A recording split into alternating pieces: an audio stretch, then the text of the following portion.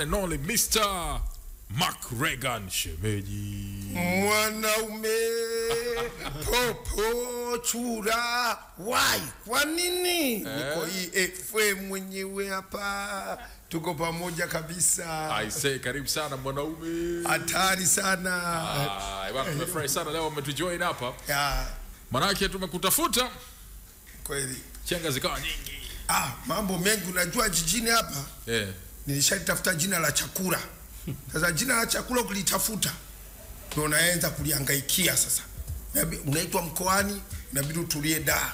Kwa inabidi McRegan linaenda mkoani, linarudi kosola. McRegan sio la kukaa Dar es Salaam tu.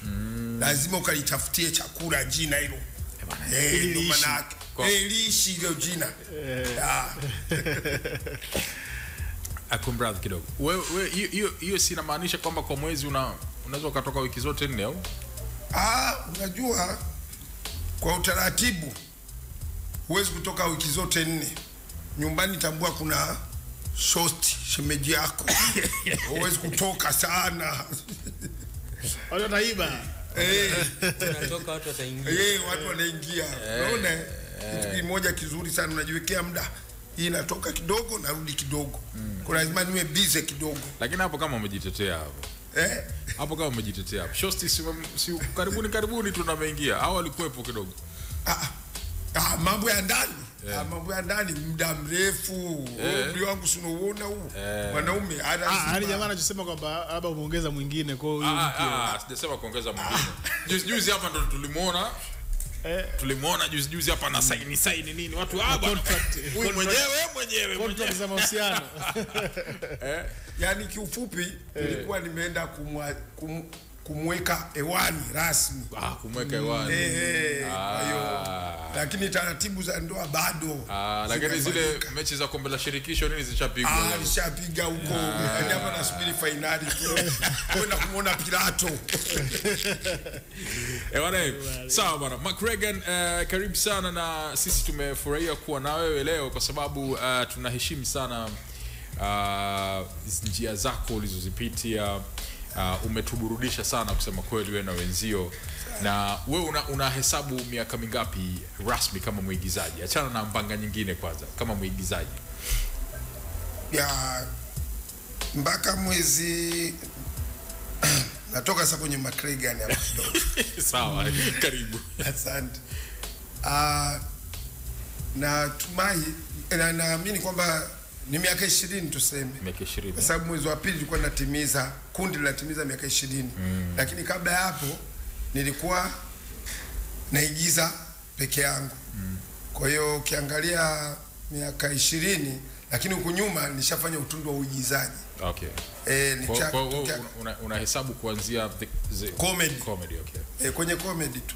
Lakini nyuma ya comedy kuna watu wananijua. Yaani wananijua kwa sababu nishaikuwa mwigizaji wa kanisani. Okay.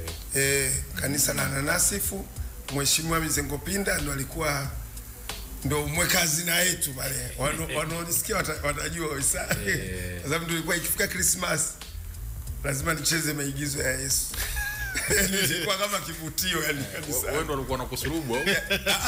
Mimi nilikuwa yule askari.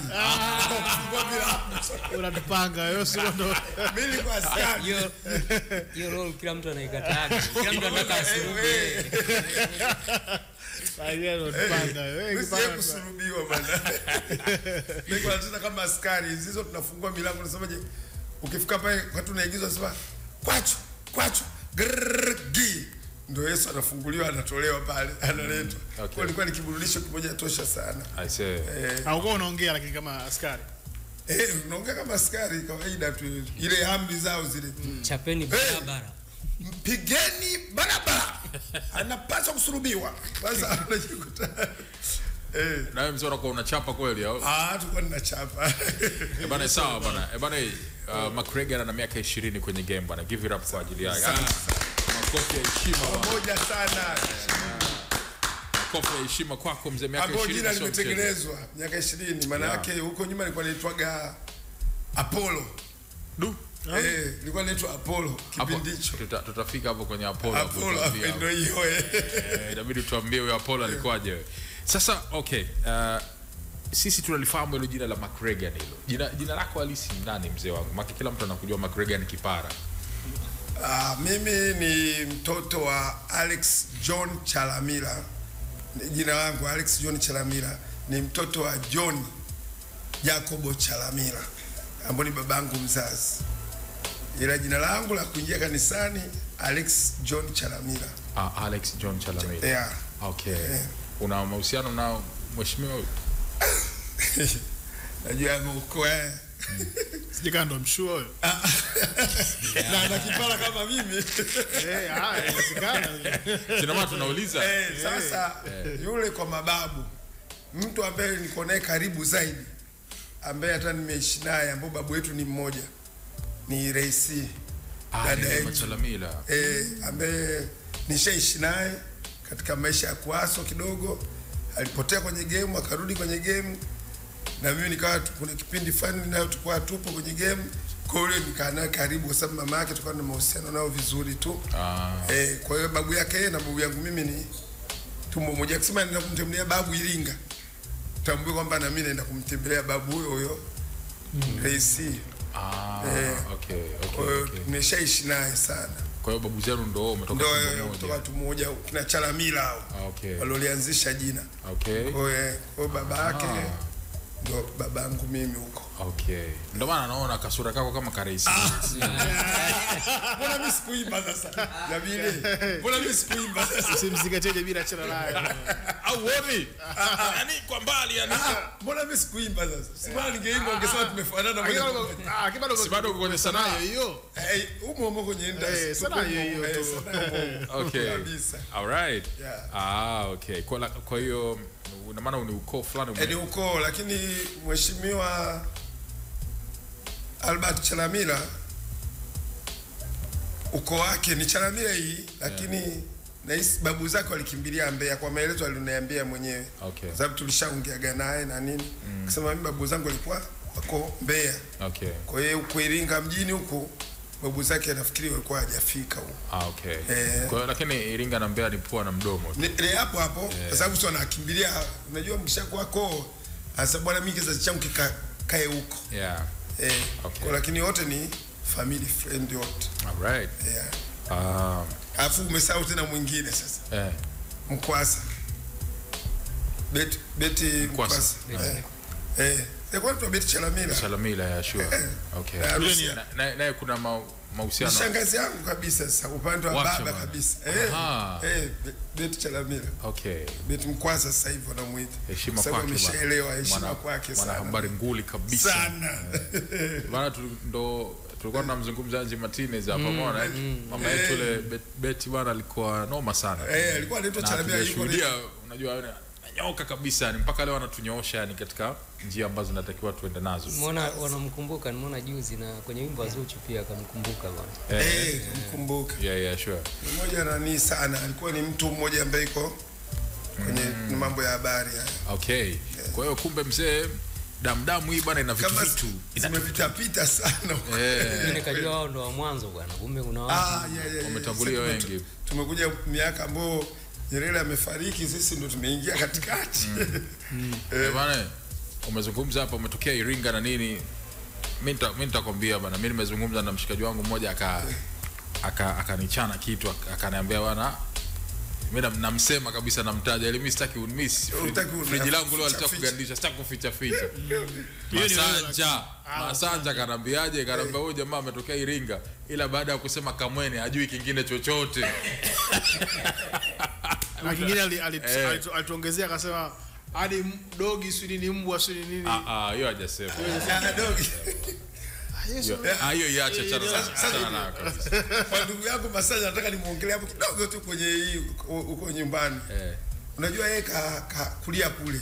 Mimi nimezaliwa Arusha, nimekuja kutafuta riziki Dar es Salaam, lakini nimekuja kwa wakati mimi niko Dar es Salaam, Masanja yuko Mbeya.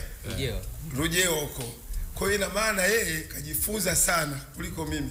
Mimi mtu akiniona hivi akisema Kamwene mnogage. Akisema ndio ulisi unaenda yeye tumbo limeniuma.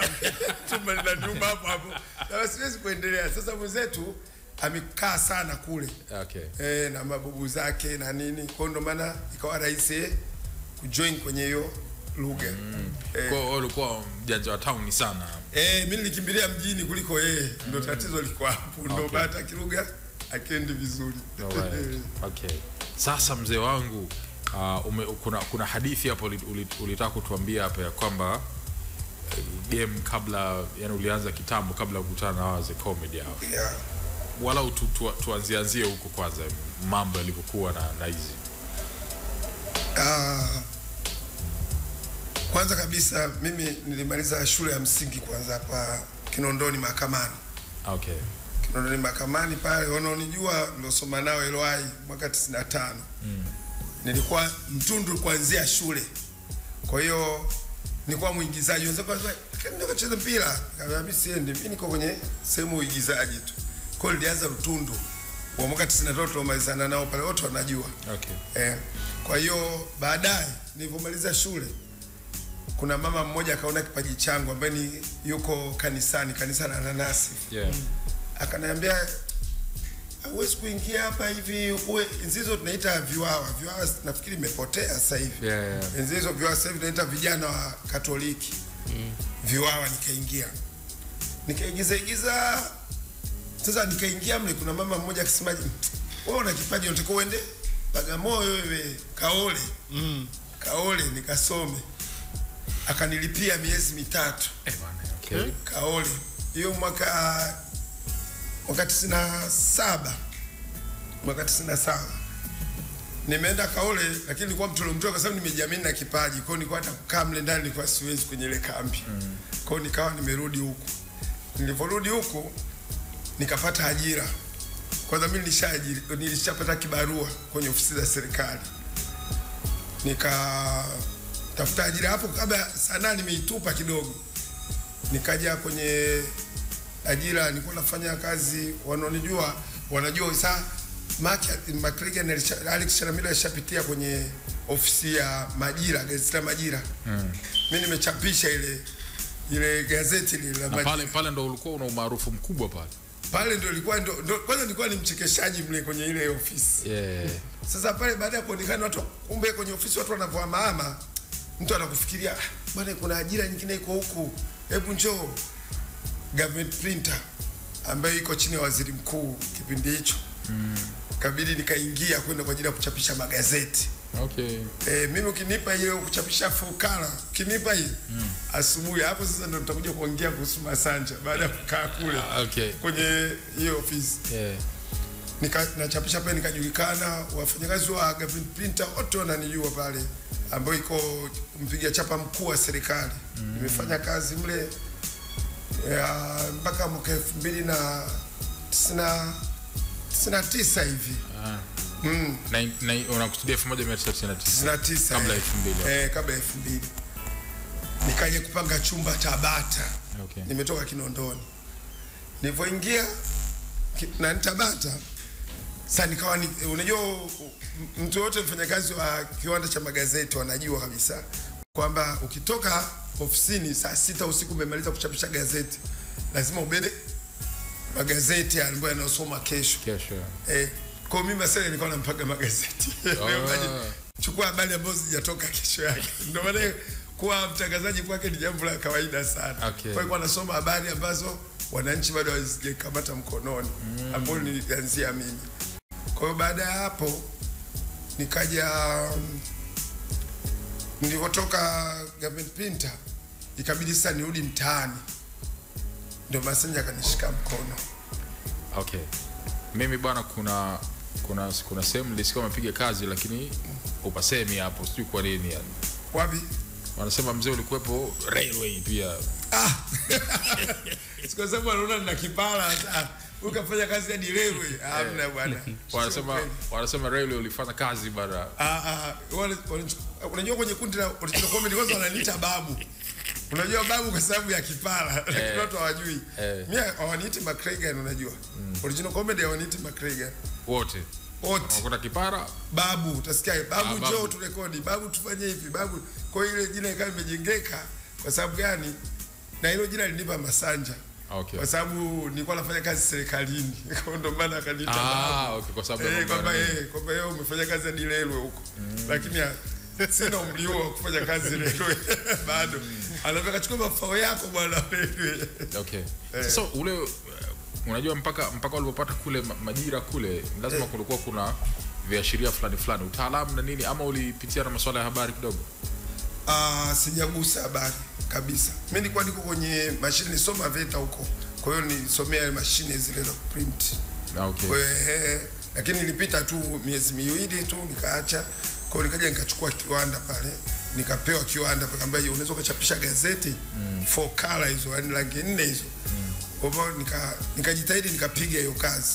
Kwa hiyo sijasomea, yani kusema kama nimeingia ndani.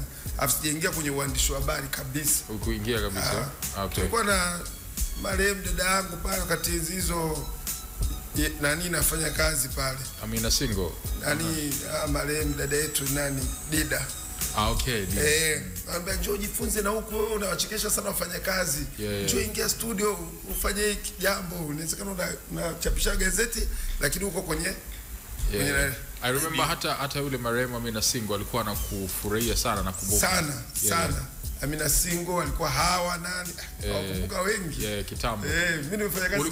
Ulikuwa kama ni mtu ambaye unaona yani ushakuwa ni mtu wa media kabisa. Kwa nini haukuwa na interest yao? Maka wao walikuwa wanakuambia uingie kule utangaze.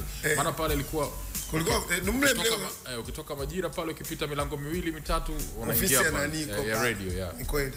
Lakini sikuweza kuingia huko kwa sababu nikata sio kipaji changu hichi. Okay. Ngoja nikutaka kuforce. Sijataka kuforce. Kama kuforce ningekuwa na force kwa sababu kuna kipindi alikuwa anakiendesha usiku. Kwa hiyo ilibidi mimi niende pale niwachekeshe watu kidogo tetete. Uli mfanyakazi wa gazeti la Majira hapo Makrega hajulikani. Ni mfanyakazi wa magazeti huyu. Amekuja kuchangamsha kidogo hapa. Okay. Nipe stories za yale magari yale. Yale magari magazeti yale. Kuna moja nakumbuka pale Majira alikuwa kama ile buti yake ile unaifungua hivi ndo unatumbukia hivi. Kama unaingia kwenye handaki hivi. Kama kwenye handaki najua yani kule amefunikwa hivi. Yale. Umeshaingia sana mle? Yaani kuna siku nilikuwa na safari ya kwenda mkoani. Hapo ndo roho yangu ilitoka sasa.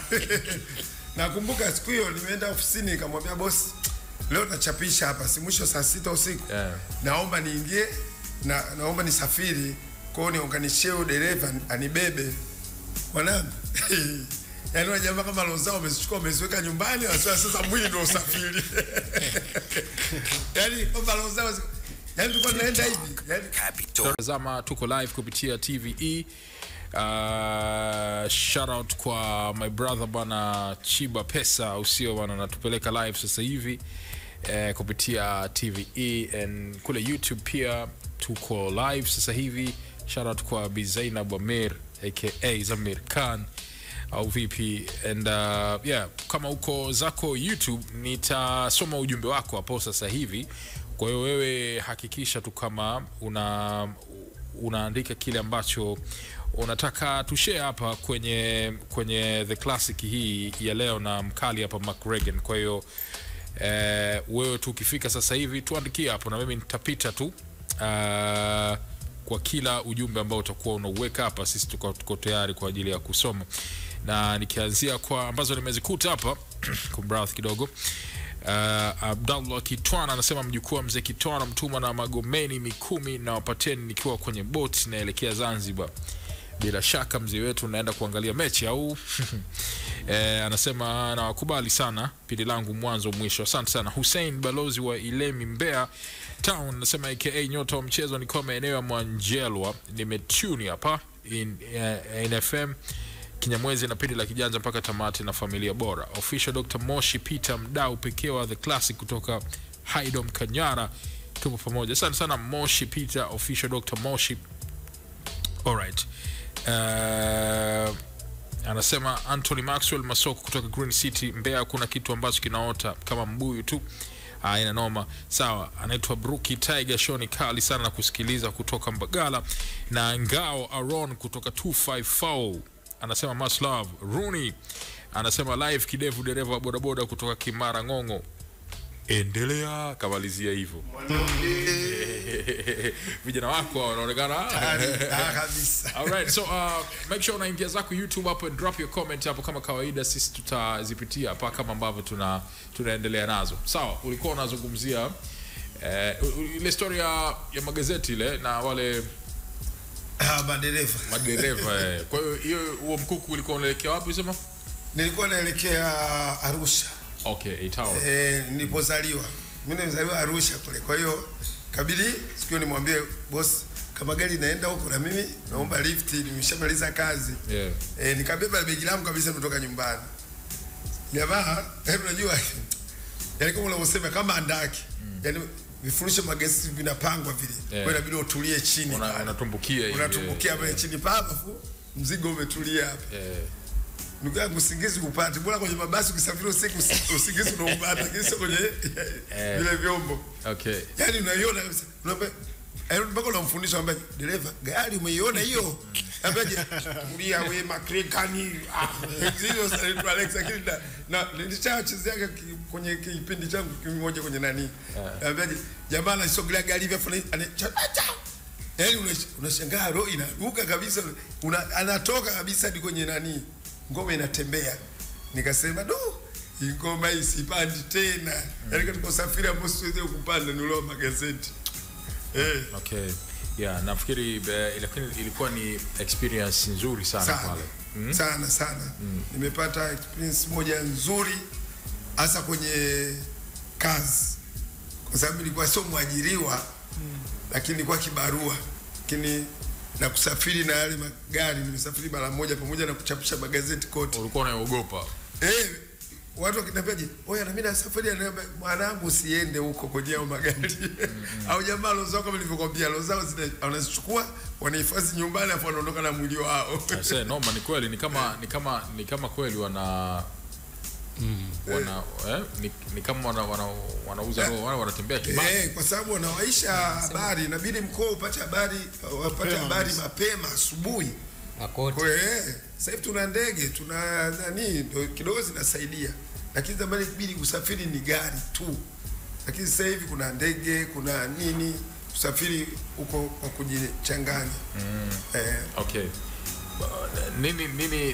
Nini unakikumbuka zaidi during your time ile ya uchapishaji wa magazeti pale Majira pale, kwa sababu naonaga watu wengi wakikuzungumza jambo la kwanza kabisa ni lazima wakutaje wewe na pale. Pale ninachokumbuka yani vitu vingi, kwa sababu kwanza nilikuwa napangiwa shift za usiku kwa sababu wili watu wasilale kwanza. Kwa sababu utawazingua. Yani hilo ndo la kwanza kwa sababu hadi bosi anambaje, wewe mchana wewe uji, kwa sababu kwa hapo wengine wanaingia mchana wengine usiku. Asilimia kubwa shift ya usiku ilikuwa inapangwa wale watu ambao hawalali. Kwa hiyo hata mimi ukiniamsha saa 10 sasa hivi nikikumbuka kwa sababu nilikuwa niko silali, sipati usingizi. Kwa hiyo ilikuwa ni muda wote nacheka na watu na nini.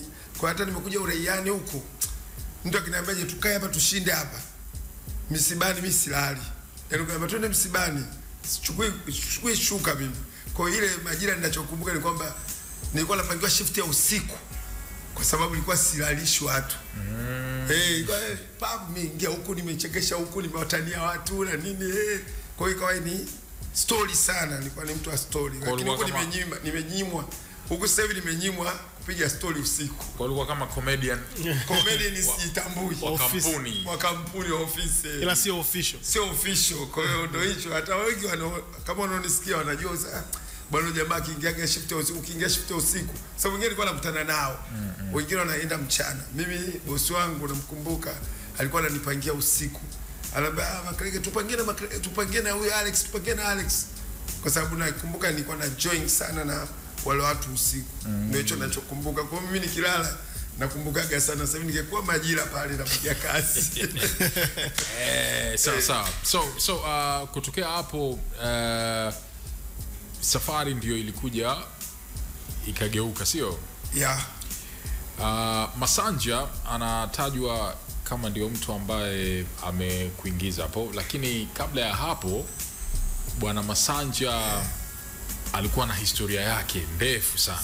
Sana. Ni mmoja kati ya watu ambao walipitia mapito. Yaani mimi sijapitia kama alopitia Masanja. Yaani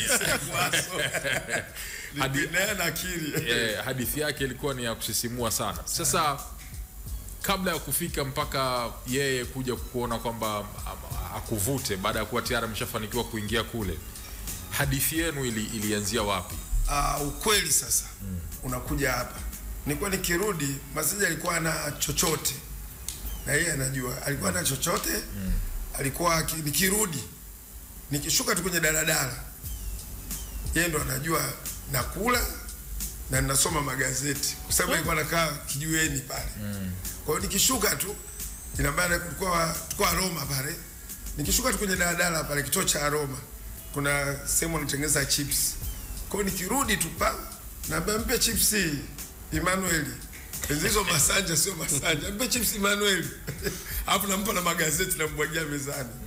Kwa hiyo kitu kimeenda, Emmanuel akaona yeye ana nyota kuigiza. Mimi nakumbuka filamu yake ya kwanza. Yani wewe na Masanja mpaka huo ukaribu wa kwanza kuona unamnunulia chakula, kumwachia magazeti hapo katikati hapo. And Masanja anasema kwa kipindi kile wewe ndo ulikuwa una ghetto zuri, maana ndo una kazi sio? Yeye ni jobless. Yaani yeye jobless kweli. Kwa sababu nakumbuka yeye alikuwa analipa 1500 ghetto. Pale hapo nilipokuwa naishi mimi. Chumba 1500 ilikuwa na. Chumba 1500. Sio mchezo. Sio mchezo unajua. Na alikuwa anasema kuipata ilikuwa sio mchezo. Alikuwa anaitafuta, ameshapiga hadi PA kwenye magari yale. Leo tutakuwa hapa, atakuwepo fulani. Kwa hiyo ameaso. Kwa sasa mimi kuja kunishika mkono ni kwa sababu nilikuwa namnunulia chakula, nilikuwa nampa magazeti ya kusoma, na vile vile nitaka kwenda kazini nampa hela. Kwa hiyo akaja akapata bahati ya kuigiza. Ndio naona aliponishika mkono mimi. Akaenda kuigiza filamu moja, nafikiri watu wengi hawajui sasa hivi. Ameigiza na Marehemu Kanumba.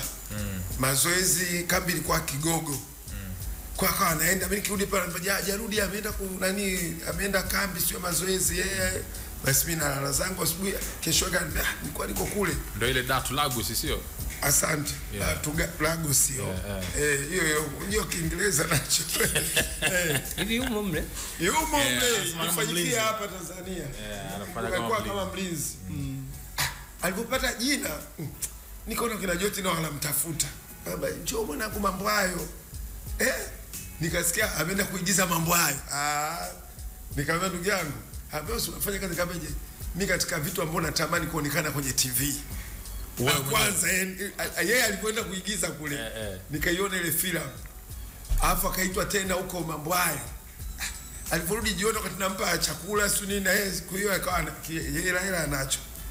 Nikamwambia ndugu yangu, mwanangu mimi nataka nionekane kwenye TV. Akamwambia una ajira, una kazi nzuri, unataka kuonekana vipi? Nikamwambia nionekane tu basi. Ndio akanishika mkono, akanipeleka East Africa. Wewe kwa nini ulikuwa unataka kuonekana kwenye TV? Kwa sababu nilikuwa naona sababu nikikaa kwenye daladala watu wanishangai. Tunajua ile. Watu wanishangai. Mtu nilikuwa namsaidia, anajulikana akifika pale Roma daladala akishuka hivi. Yule tumemwona. Sasa ikawa inaniuma. Unajua ikawa inaniuma nikamwambia mwanangu, kwani mimi sionekane kwenye TV? Ndio kifupi ni kwamba maarufu kwa unaupenda sana. Nilikuwa naupenda. Kwa sababu gani? Kwa sababu nilimsaidia mtu ambaye kapata jina. Kwa nini umepata jina wakati mimi ndo na kipato? Kwa kama ilikuuma hivi maana yake. Kama iliniuma. Yaani huyu alitamani zile reaction za mtaani. Za kwako. Kwa sababu Masanja alipata reaction kabla yangu mimi mnajua. Mimi niko nafanya kazi kwenye huko magazeti, lakini nikifika pale nikikaa naye kwenye dadala watu wanamchungulia wanamuita. Nikamwambia mimi mbona namsaidia huyu afikie mnamuitaje? Tumemwona kwenye filamu nani ile, kwenye mambo hayo tumemwona. Nikamwambia ndugu yangu naomba na mimi nionekane, yani sitaki hela.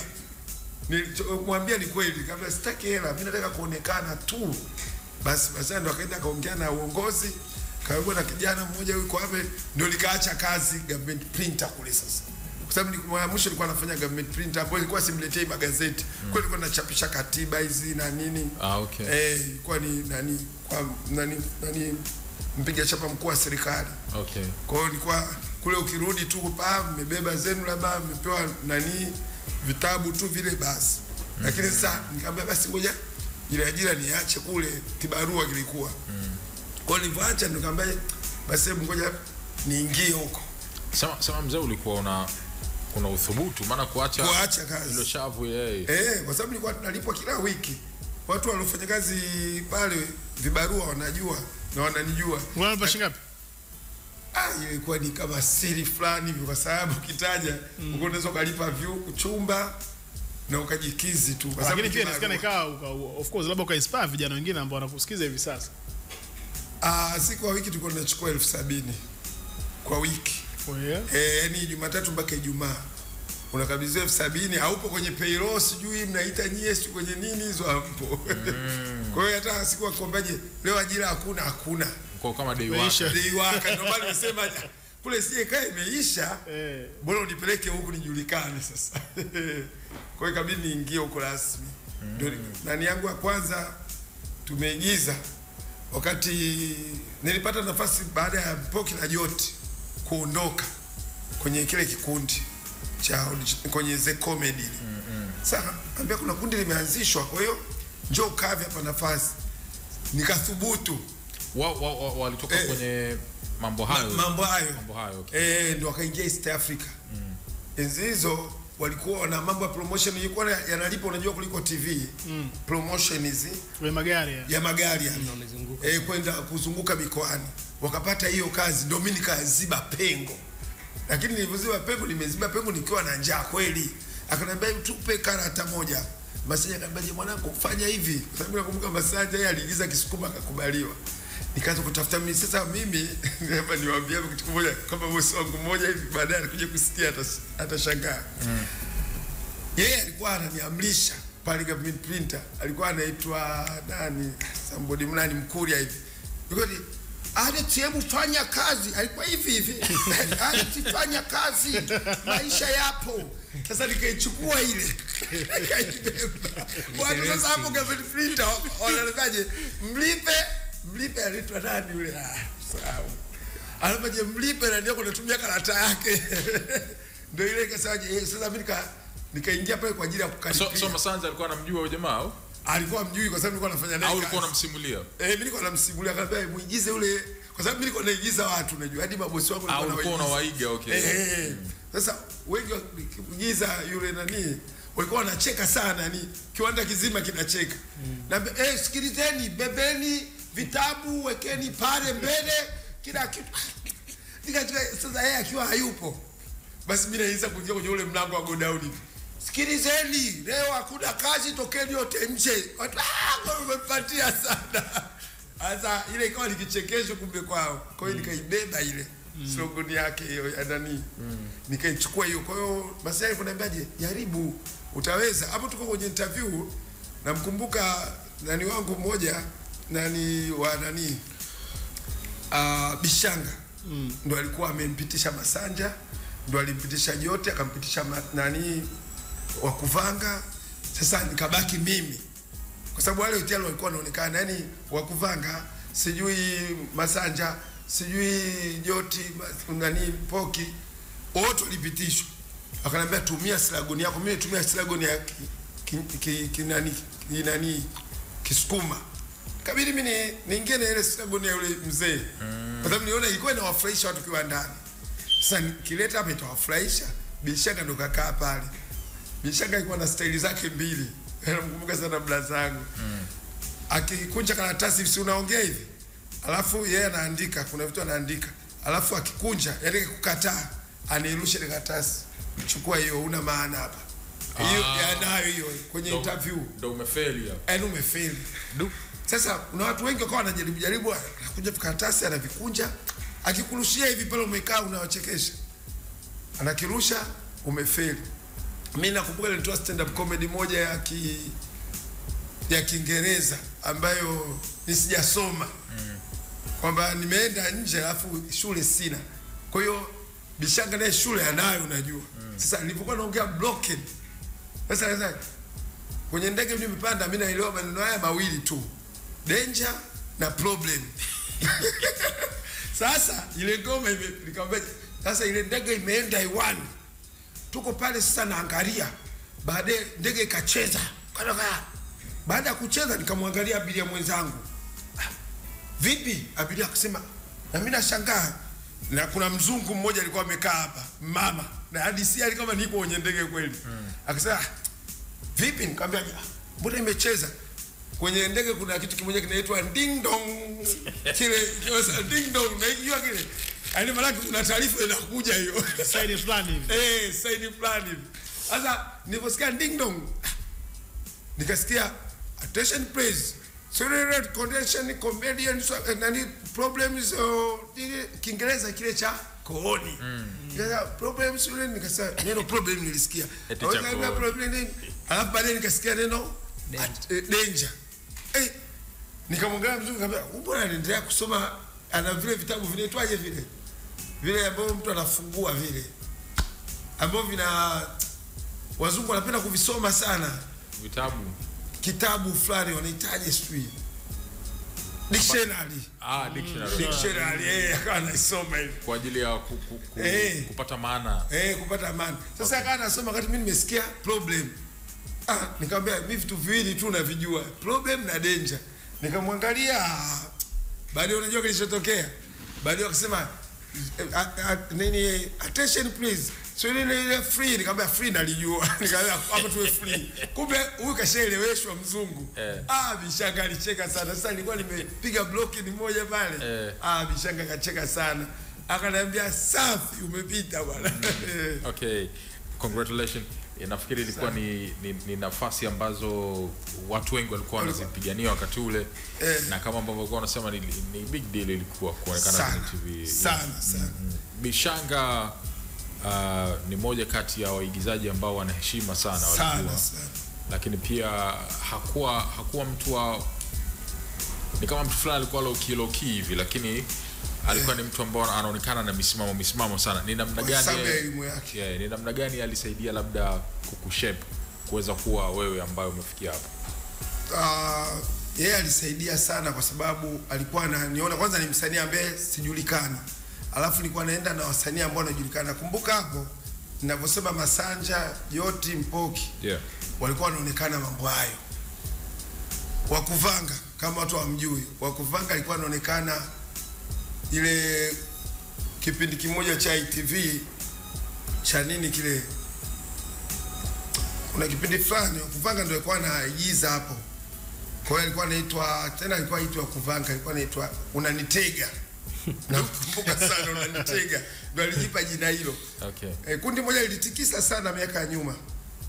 Alikuwa yuko mle. Kwa hiyo mimi akanibeba Bishanga, akasema kwa sababu mimi na compare na watu ambao tayari wakifika mtaani, alikuwa hebu weka pembeni tupige picha na hawa. Sasa ile ikawa inaniumiza. Unajua ile. Kwa hiyo akanipa support, ndio tukaja tukampokea na Vengu, ndio kaja kanisaidia kidogo ili kuonekana na mimi superstar. Kwa sababu Vengu mwenyewe akawa ananiona kipindi kimeruka iwana ananiona, akaomba nafasi, ndio aka compare na sisi. Compare tukawa watu wachanga wawili, mimi na Vengu. Ila wengine wote tayari washakuwa maarufu. Tayari maarufu. Yaani mimi na Vengu ndio tukawa tuko wageni, lakini mimi ni tayari jina langu limeshaanza kusikika. So kufanya kazi na watu kama wakina Masanja na wengine ambao pale wakina Mpoki ambao tayari walikuwa ni wakali, wewe ulikuwa na kupa labda challenge yoyote? Sana. Challenge ilikuwepo. Kwa sababu kwanza kwenye malipo, kwa sababu ilifikia wakati kipindi ambacho sisi bado hatuna jina vizuri au watu hawajanitambua. Masanja na Joti na Mpoki tunaomba mkoani. Changamoto hiyo ni kubwa sana, ukiwa ofisi moja afu wengine wanaitwa, wewe hauitwi. Afu na wewe unaonekana kwenye TV. Kwa hiyo nijikuta wale walishatangulia kwenye umaarufu, alafu vipi leo turekodi, kwa sababu Masanja, Mpoki na Joti wanasafiri. Kwa hiyo ili kanisa kunisukuma na mimi nipate jina, kunipusha nipate jina ili na mimi niwe nasafiri nao. Kwa hiyo ilinipa changamoto kabisa. Kwa hiyo ndio hilo naikumbuka. Ilikuchukua muda gani mpaka kuweza kupata hayo mashavu, yani kujiweka katika nafasi nayo ya kuchukua deals kama wao? Ilinichukua baada ya kupewa fursa ya kutangaza, yani kuwa host wa nini tunasemaje sisi, kutangaza pale mbele. Na hiyo namkumbuka ndugu yangu mmoja, ile taarifa habari. Asante. Hiyo ndio ile kujichanganya wengi. Sio sana. Ile kukaa pale kwenye ile meza kutangaza. Seki anaambia unaweza kaa hapa. Namshukuru sana ndugu yangu Seki, tunamuita mjomba. Kwa hiyo akaniambiaje, kaa tangazo, sio kila kitu Masanja akae kwenye meza. Na wewe unaweza. Na Masanja ndio ilimpa jina sana ya kukaa kwenye meza. Kwa hiyo mimi nilipokaa, Seki akanitafutia slogan. Unajua unataka kuendesha kipindi lakini uwe na slogan ya kwako moja ili mtaani ienee. Unazungumzia nini kusema slogan kwa mtu ambaye haelewi? Yaani hiyo slogan. Slogan. Unaona umeelewa. Huyu hapa. Yaani alikuwa elewe. Sasa ile ilinisaidia kwa sababu Seki aliniambiaje, kila ukimaliza taarifa habari sema neno moja linaitwa why, kwa nini. Yeye kalitaja kawaida, lakini aliponishibisha mimi nikaanza kusema akanipa hilo kawaida. Mwizi mmoja amekamatwa, alikuwa na nini? Why? Kwa nini? Tuendelee. Kwa hiyo kitu mtaani kaende kashibishwa huko. Nikawashibisha watu. Ndio neno la kwanza kabisa kukamatwa mtaani. Why, kwa nini? Ndio hilo linipaisha mpaka kusafiri sasa. Kwa upande wako yani? Kwa upande wangu mimi alipojiunga yani ile, lakini alichangia ni Seki kuniweka pale kwenye nani ile meza. Kwa sababu Masanja alikuwa anasafiri kwa sababu ya ile meza. Na umemtaja mtu muhimu sana, Sekioni David. Hivi ilikuwaje mpaka yeye akawa ndio kiongozi wenu pale, ni kama producer pia na kuongoza? Na kwa mujibu wa taarifa ambazo alizozipata ikiwemo Masanja mwenyewe kudhibitisha, alisema alikuwa ni mkali sana kwenu, yani alikuwa hataki kabisa mchezo. Sasa ukimwona alikuwa mshikaji alafu nasikia ni mkali. How was it? Sasa kwanza tumejuana naye baada ya kuingia East Africa. Yeye alikuwa ni mtu wa mambo ya editor. Yaani ukifika kupeka kipindi ndo ana edit nini, ni mtu wa IT. Kwa hiyo yeye kwa sababu naye ni comedian, unajua Seki yote hawamjui, ni comedian mmoja mzuri sana. Kwa hiyo yeye tulipokabidhiwa kipindi pale, Seki ndo akaja kukava nyuma ya kamera. Yeye ndo akawa na ingiza sauti, tunafanya tukio yeye anaingiza sauti, narration zile voice zile. Lakini yeye ndo akawa ni mmoja wa kuwa kiongozi, tukamteua kwa sababu alisukuma gurudumu moja kubwa sana miaka ya nyuma huko, mpaka akaamua kuacha kazi kama watu walikuwa wajui. Seki aliacha kazi kwa ajili ya comedy. Aliacha wapi huko? Ndio tukaingia TBC sasa. Yeye alikuwa ni mwajiriwa. Sisi tulikuwa sio waajiriwa. Kwenye lile Seke la kuhama. La kuhama. Okay. Kwa hiyo Seki naye akabeba vilago vyake. Tuameni. Aliamua kuhama na wanawe. Kwa hiyo ni mtu ambaye naye tulienda naye kwenye maisha ya kutoka kule, sema tusukumeni gurudumu wote. Kwa hiyo akachana na ajira ya East Africa. Akahamia na kwetu sisi. Kwa hiyo kama ni mmoja wa wafanyakazi wa Original Comedy. Kwa hiyo tukawa ni producer, vile ni mtu wa kuedit. Kwa hiyo alisukuma gurudumu vizuri sana miaka hiyo. Amesema jamaa alikuwa mkali sana. Ndio anasema alikuwa mkali kwa sababu kwanza aliacha ogopa mtu kaiacha ajira, alafu anataka kulisimamia kundi. Alafu sisi tulikuwa tunakata kamba. Inabidi umshike mkia, alafu tuna majina wote. Alafu yeye aliacha ajira huko, kumbuka. Kwa hiyo inabidi tunasemaje? Seki akikuona sehemu inabidi uogope, yaani unaogopa utafikia bana kulipa mshahara. Lakini ni mmoja wa nani? Yeye alikuwa hataki sana tutawanyike, tugombane. Kwa hiyo ilikuwa ni lazima asimamie misimamo ambayo sisi wengine tulikuwa hatuna. Ili kuingia mikataba ya ovyo ovyo, Seki sasa acheni, kuna leo kuna kesho. Na hiyo ni misimamo ambayo alituwekea akisemaje, tunapata zera tuogope kesho. Ndio kisa cha wasanii wote Original Comedy kuwa na nyumba. Kwa msemo ni yeye alisimamia na hiyo moja. Ilikuwaje hiyo story? Ile story alisema bwana mtu ogope kesho. Tulikaa kikao tunagawana hela ndefu tu. Sasa unajikuta ukigawana hela, unajua kwenye umaarufu wetu mimi mwenyewe naweuka Na mzee wangu nasikia ulikuwa unajiacha sana. Unaoza vibaya. Mimi nikuta huko yani. Yaani kunikuta kule bata mwanzo mwisho. Lakini ile kauli ya sasa jamani tuogopeni kesho. Lakini kila mtu ana akili yake kichwani. Sio yeye alitusema tufanye hilo lakini ukisikia ile maneno kama nakurudia inabidi utulie. Bwana ngoja niogope kesho. Kesho yake sio kesho ya kesho. Bado ujenge kuzeeka na sadai inakupa mkono. Sio neno jepesi. Neno zito kweli. Ni zito sana. Kwa hiyo tukamuita ana msimamo kweli. Lakini kumbe tuliposema ana msimamo tulikuwa anamaanisha kwamba natakuwa tuwe na makazi ya kuishi kwa sababu kuna leo na kesho. Mimi sidhani kama kuna viongozi wenye wa vikundi vya uigizaji wanasemaga hilo neno. Si hilo neno alitupaga Seki. Jamani ogopeni kesho. Sawa, baada ya matangazo tutarudi tena kupitia EFM au sio na pale YouTube bwana wanaetu wapo wanatufuatilia kusema kweli na kuna ujumbe nitajaribu kuangalia hapa. Okay, wale ambao walikuwa wanaendelea kutucheki hapa kupitia YouTube. Okay, anasema nacheka sana nikiangalia ile clip anapigwa mitama na Joti. Sawa, kuna clip nyingi sana ujamaa amechezea mitama, ngoja tutazigusia hapa. Usijali kabisa ndugu yangu. Anasema anaitwa Kelly Kuvi Misuti, kaka naomba uongeze hata beat hilo. Interview moja nzuri sana, kibindi bora cha wiki na hamna kingine Tanzania zaidi ya FM. Pongezi kwako Kuvichaka Kibonge Toze. Asante sana kwa niaba ya the whole team hapa na bwana Rashid Begani, we got Chizo Drama here pamoja na DJ Black na DJ Mbu. Tunasema asante sana. Kutoka Dumila Kilosa Morogoro anaitwa Remina Rabuhaya. Nakumbuka enzi hizo tunatoroka home kila Alhamis kuicheki the comedy. Tukirudi home tunachezea viboko hatari. Hii ni kweli the classic. Mzee umesababisha watu wengi sana wachezee viboko. Hilo nalo neno hatari sana. Watu wanaunguza marage.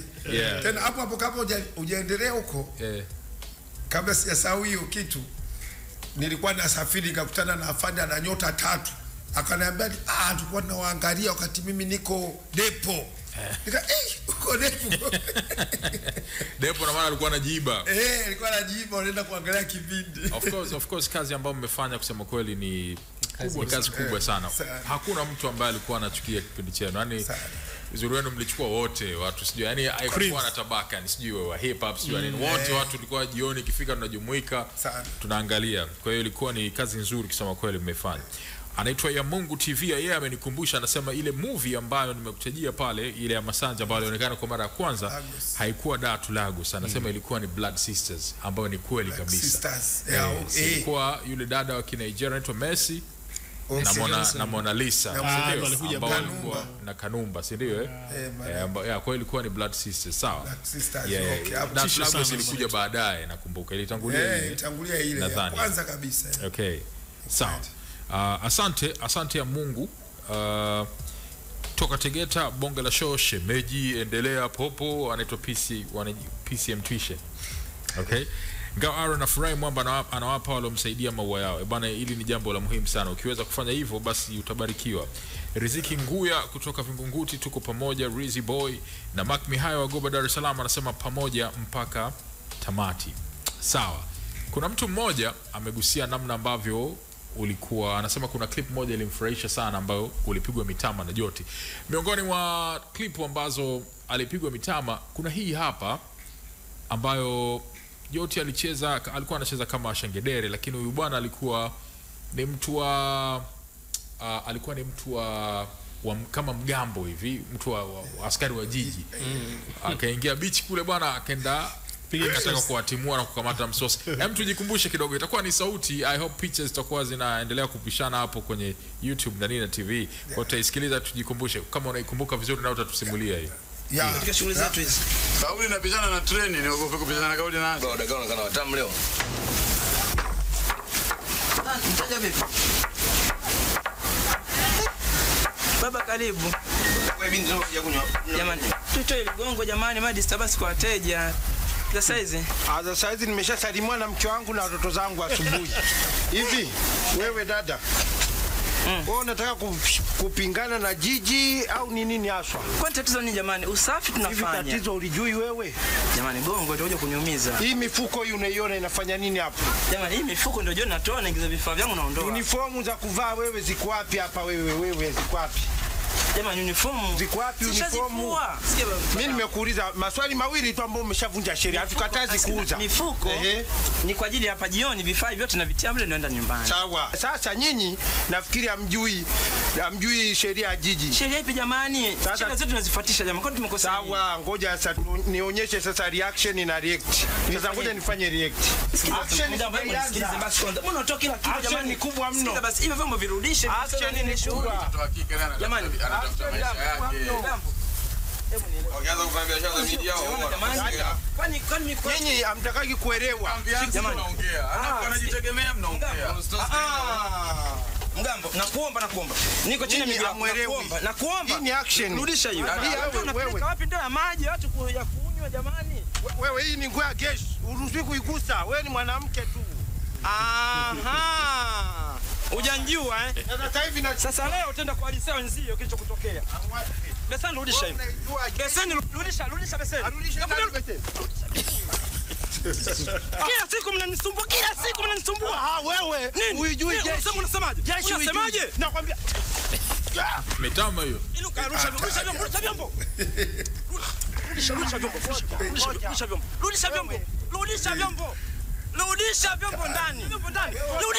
Wewe. Rudisha vyombo ndani. Mnatusumbua kila siku. Hiyo hizo apron mnataka nini apron gani? Wewe nilikuwa na maana. Nakwambia nitakuumiza. Nitakuumiza. Baada ya kuchezea kibao sasa alikuwa na maana Sasa unachosema hiyo kweli iliwagusa watu wengi sana. Hiyo Ashangedere na mimi. Kwa sababu muda mwingine nilikuwa nacheza yani mara nyingi ilikuwa yote kwanza ndo alipendekeza hiyo. Yote alisemaje?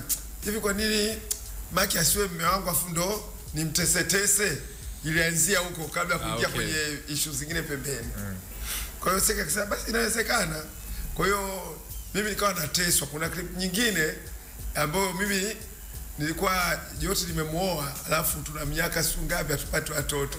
Kwa hiyo akaja Voki kunichukua kama mjombangu brigedia mwanajeshi kaja kunichukua mimi ambaye mfukuze mwanamke. Kwa hiyo yule akala mitama. Sasa na siku ile ndio ilianzisha hiyo kwenda kucheza beach.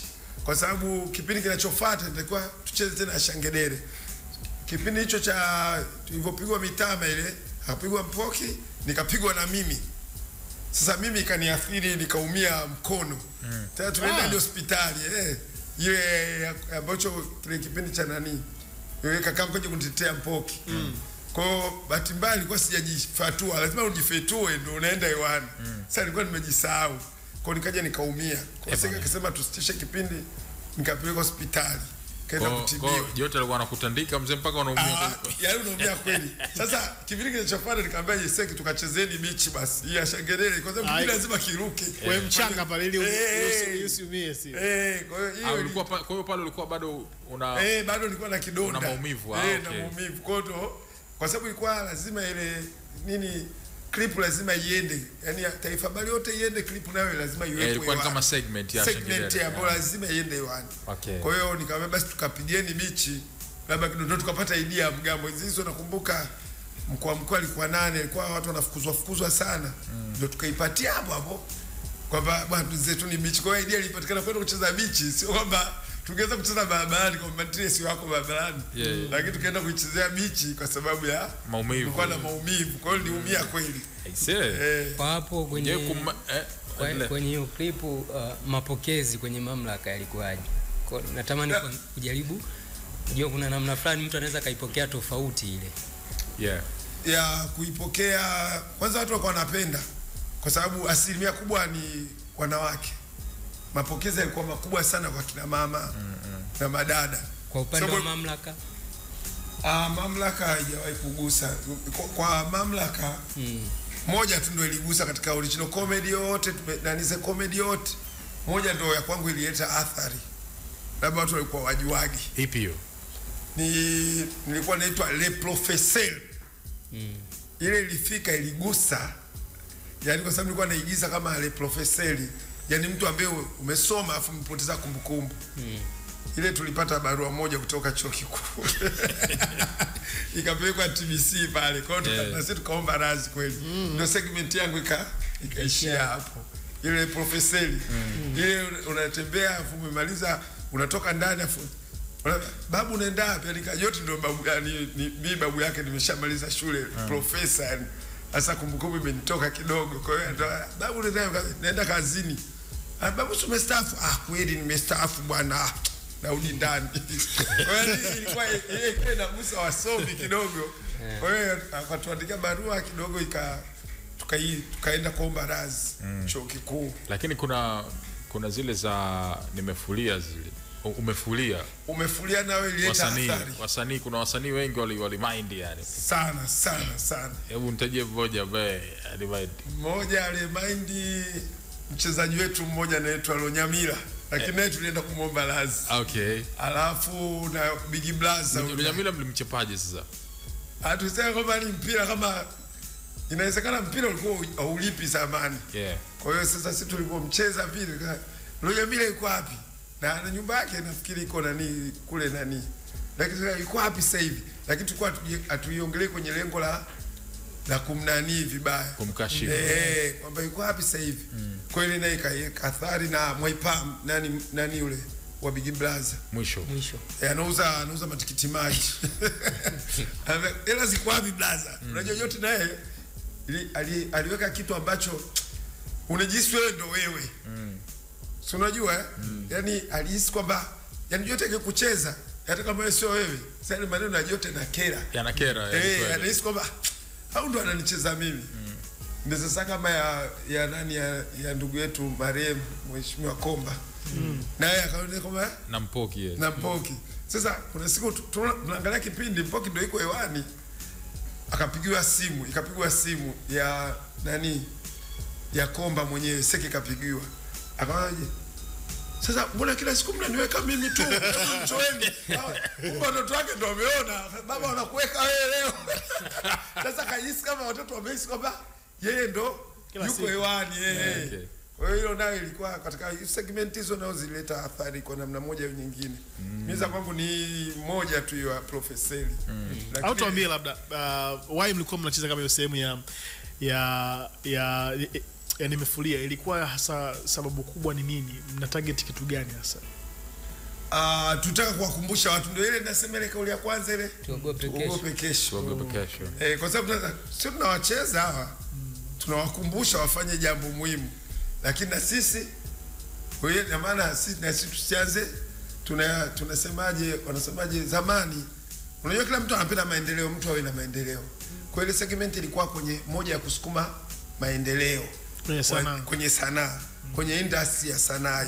Lakini sasa baadaye tukaja tukapata maoni kusemaje, chezeni na watu wa serikali. Kwa hiyo unajikuta ikafunguka ikawa kubwa. Lakini mwisho wa siku tulikuwa tunasemana sisi wasanii kwa wasanii. Lakini baadaye mkaenda mbali, ukaenda mbali ukacheza mpira nani watu wa serikalini na nini. Kwa hiyo ile ndio ikaje na baadaye pia mkaenda baadaye kwenye masuala ya mind Mr. Nice uzuri wewe alimind lakini hajafikia hatua ya kutuataki. Yeye tena ukimpigia simu anacheka tu. Yeye farajie anaongea. Ilikuwa inamaanisha kwamba ile ya wasanii kukopi na kupesi mkaenda hadi upande huo. Kukopi na kupesi ndio hiyo kwamba nyimbo kuchukua nyimbo kugezea na nini. Sasa ndio ikaenda upana huo kaenda. Tukaacha sasa kumcheza mtu. Tukaanza kucheza wasanii. Kwani uwe creative. Ile kupesti sasa hivi watu wanasema tu fulani kaiba nyimbo fulani. Lakini sisi ndio tulianza kupitia kwamba unachukua nyimbo hii unaigeuza kuwa huko. Lakini mistari ni ile ile. Kwa hiyo ndio hiyo ikaenda copy na kupesti. Kamcharaza mwanangu Duli pale. Duli na nani mwingine. Mpitio wengi sana. Nafikiri kwa imetengeneza attention kidogo sana. Nafikiri msaidia sana kwa sababu watu walikuwa wafahamu kwamba kumbe nyimbo ilikuwa ni idea siko imetoka huku. Ipi ilikuwa imebamba zaidi? Umefulia ama ile ya copy and paste? imefulia ilituletea athari. Kwa hiyo nahisi imebamba kwa sababu imefulia. Neno kwanza chukua hiyo slide nani hiyo. Umefulia. Chukua umefulia. Unajua kufulia maana yake ni mtu akwambaje umepoteza ramani ya taifa. Umepoteza ramani ina maana una mwelekeo yani. Kwa hiyo nafikiri ile ndio ili nani sana. Hivi kwenye kufulia pia mlikuwa mnafanya research kwamba huyu mtu kweli amefulia au labda kwa sababu story ndio ambazo mnazisikia mtaani? Wewe ukifanya kusikia tu kwa mshikaji anakuambia tu fulani kwa hivi kumbe ampendi au familia inakuletea. Kuna wengine walikuwa wanatufuata hadi familia inatufuata. Wewe asaidie familia, mchezeni. Kwa sababu mtu anaguswa kiasi kwamba mimi nakumbuka zamani magazeti ndio yalikuwa yanauzaga ya udaku yani kama nakumbuka. Lakini sasa ndio sisi sasa iligeuka hivyo. Yaani mtu akigombana kifamilia tu ni msanii mtu maarufu akigombana na familia analiweka mezani analileta kwetu tunamwambia tunamwambia si mpaka tuongee naye mwenyewe basi. Kwa hiyo ilikuwa ilitupunguzia nguvu kwa sababu ya kufanya research sana. Alafu ilikupa kiki kwa sababu ya kufanya research. Lakini ulikuwa mtihani pia sababu mpaka umfuatilie unaombaje unajua anapoishi yukoje anafanyaje na nini kwa inabidi tucheze. Kwa hiyo tulikuwa na uhakika nacho lakini tulikuwa hatuambiwi na watu. Ukiambiwa na watu ukamcheza hata jirani yako. Ila Komba mlikuwa mnamuua sana. Kwa nini Komba mlikuwa mnamuua? Kwanza alitupongeza alafu. Anaombaje sawa wote si wasanii lakini nafurahi sana. Ila ndugu yangu Poki punguza hizi mustachi, mimi sina mustachi hizo. Mimi nakumbuka lakini tumekutana naye kwenye kikao cha kwenye chama. Kwenye kampeni za chama. Tukakutana naye akambaje punguza hizo mustachi sasa. Kwa sababu sisi tunachukua wigi ile unalikata unamvalisha hivi. Amelekana kubwa sana. Lakini alikuwa anampatia sana Mpoki. Nafikiri ni miongoni mwa watu ambao pia walifanya kipindi chake kikawa kina impact kubwa sana. And of course kadri ambavyo zilikuwa zinaleta hizo cases nadhani ndo zilikuwa ndo kama kiki sasa. Lakini sasa za kwenu hazikuwa za makusudi yani zilikuwa kwa sababu ya kile ambacho mnakifanya. Na sio kiki kwanza. Si ndio nasema. La jingine ni kwamba kwanza wengine ilikuwa inawainua, kuna wengine ilikuwa watu wamemsahau ndio pale mtu anampigia simu bwana umeona anambia kuna mtu alinipigia simu alikuwa anipigie simu lakini leo ananipigia ni kwa sababu nyewe mmenicheza. Na vile vile kumbuka sio tulikuwa tunafanya hivi tu lakini tumeinua muziki sana ya bongo hapa Tanzania.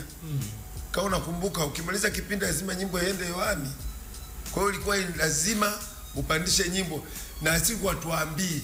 Ndio maana unaonaga original comedy haijawahi kushtakiwa kwamba umetumia nyimbo ya fulani nini kwa sababu wenyewe kwanza walikuwa wanaona wanapata nani yani tuseme hii ilikuwa ni traditional way tofauti na sasa watu watumia influencers TikTok nini challenge watu waseme walikuwa na kipindi kinaitwa Amefulia watu walikuwa na mind lakini akumbuke huko mwishoni tulikuwa tunamaliza na nyimbo ambazo watu wengine walikuwa wamezisahau ambapo ilikuwa ni ngumu sana kushika nyimbo sio sasa unashika nyimbo kwa sababu unajua sio kwa msanii sasa sikushika mimi kama leo ukinipigia nyimbo sio ya nani hiba hiyo ambaye nilienda nikaongea naye mwenyewe nikamwambia mzee naomba nicheze wimbo wako ile hiba lakini sina mistari kichwani ya kusema nishike lakini mzee namjua mwelekeo wake kwa hiyo mara nyingi nilikuwa nafanyaga ile kwa hiyo nijikuta ni unaweka ile maneno anakuja mpaka inasimama. Kwa mfano rehearsal kidogo labda kwa muda mrefu kuyameza yale maneno au tulikuwa hatuna gari hizo kwanza. Wewe kila siku Alhamisi kipindi kiko hewani unafanyaje rehearsal? Tunapiga freestyle. Ile mlikuwa mnaenda tu yani. Yani ndio maana watu but Joti alikuwa anaonekana anazijua nyimbo nyingi sana. Kwanza Joti nikitaka kumzungumzia Joti hapo Joti kwanza ni anahaso sana. Amehaso sana. Of course alikuwa ni mtu mmoja ambaye kabla ya kuwa kwenye sanaa alikuwa ni mcheza show kwanza. Kama mnakumbuka zamani Magomeni pale. Sio anapaita kwa nani pale kwa Macheni.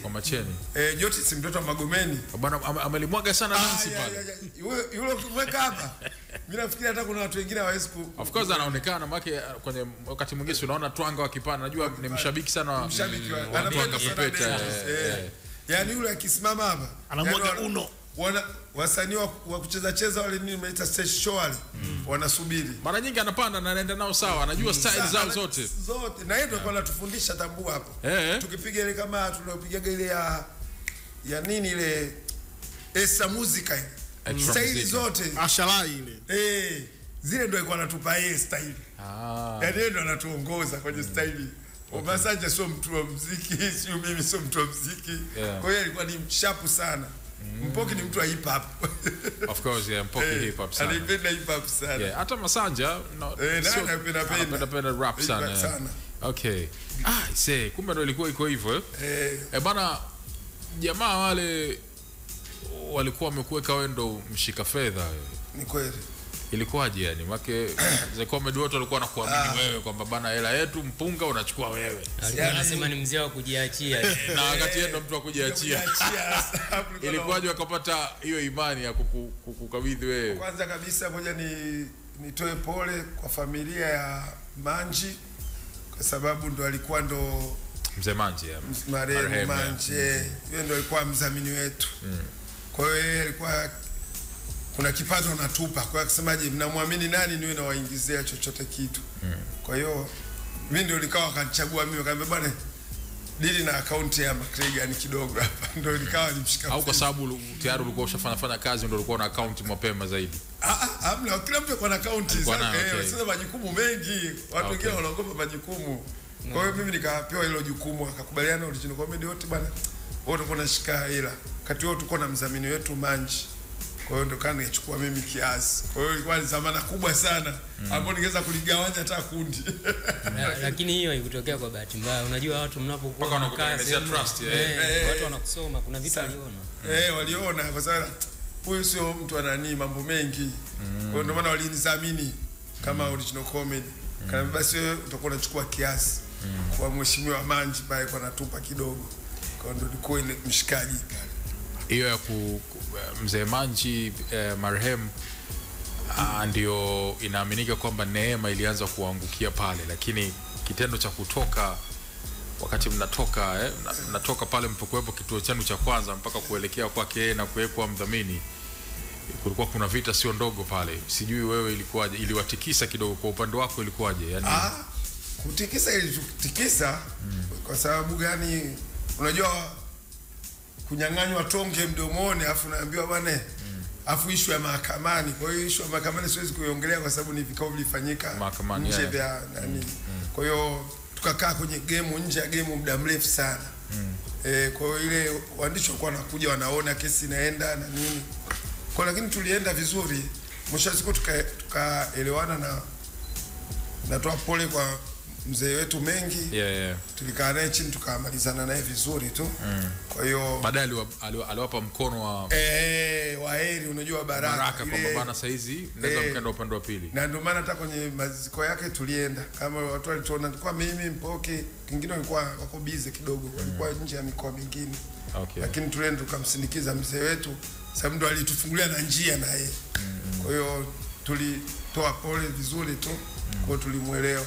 Kwa hiyo ilitutikisa baada ya kuyumbishwa kwamba leo mahakamani kipindi hakitakiwi kwenda hewani. Kwa hiyo baadaye kuja binadamu hao sasa bana muendelee na kipindi. Ndio akaja akatupokea mzee. Mahakamani kile si mlitaka kwanza kuleta ujanja kwanza, ndio maana mkaambia mtwendeni kwanza huko kidogo. Kweli. Unajua unapoondoka sehemu kwenye shirika kubwa kama hilo lazima walipotupokea jamaa hatujaleta ujanja kwa sababu tulibidi kikao kifanyike, sio issue ya mahakama tena. Alright. Sawa. Bana, when we get back tutacheza moja kati ya maigizo ambapo ndugu yangu hapa McGregor yeye na bwana Masanja walimfuata mjumbe wa nyumba ambaye walikwenda hivi. Bwana Mpoki alikuwa ni mpangaji wenu? Alikuwa mpangaji wa nani? Ni mpangaji, alipanga kwenye nyumba. Sisi wapangaji wa pembeni hatujui shughuli zake. Naikumbuka hiyo. Kwa kamchukua. Kwa hiyo tunapata kusikia kidogo moja kati ya maigizo ambayo yalikuwa anachekesha. Mimi mpaka leo nimeangalia nimecheka sana. Huyu bwana anasema mimi ni mkazi tu.